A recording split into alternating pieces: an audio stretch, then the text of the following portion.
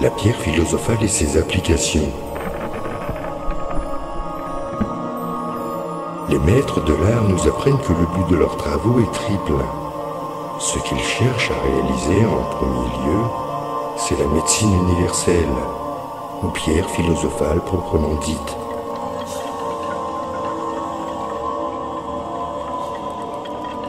Obtenue sous forme saline, multipliée ou non, elle n'est utilisable que pour la guérison des maladies humaines, la conservation de la santé et l'accroissement des végétaux. Soluble dans toute sa liqueur spiritueuse, sa solution prend le nom d'or potable, où elle effectue une magnifique couleur jaune.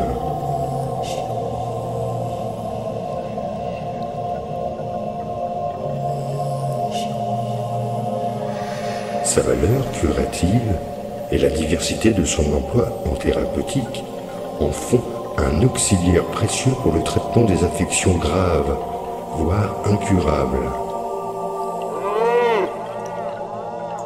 Elle n'a aucune action sur les métaux, sauf sur l'or et l'argent, avec laquelle elle se fixe et qu'elle dote de ses propriétés. Mais conséquemment, ne se sert de rien pour la transmutation.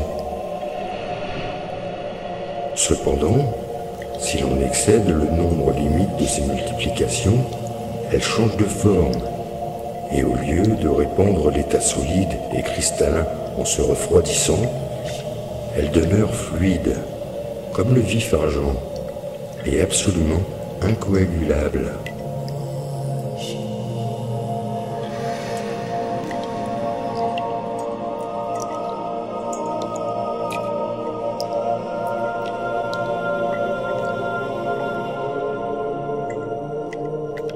Dans l'obscurité, elle brille alors d'une lueur douce, rouge et phosphorescente, dont l'éclat reste plus faible que celui d'une veilleuse ordinaire.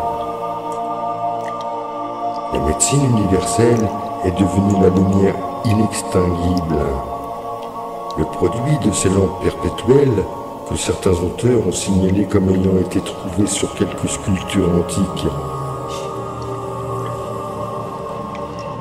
Ainsi, radiante et liquide, la pierre philosophale n'est guère susceptible, à notre avis, d'être poussée plus loin.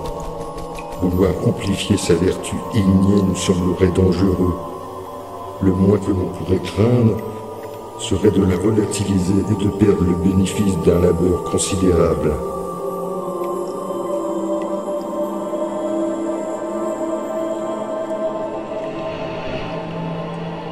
Enfin, si l'on fermente la médecine universelle, solide avec l'or ou l'argent très pur, par fusion directe, on obtient la poudre de projection, troisième forme de la pierre. C'est une masse translucide, rouge et blanche selon le métal choisi, pulvérisable, propre selon la transmutation métallique. Orientée, déterminée et spécifiée au règne minéral, elle est inutile et sans action sur les deux autres règnes.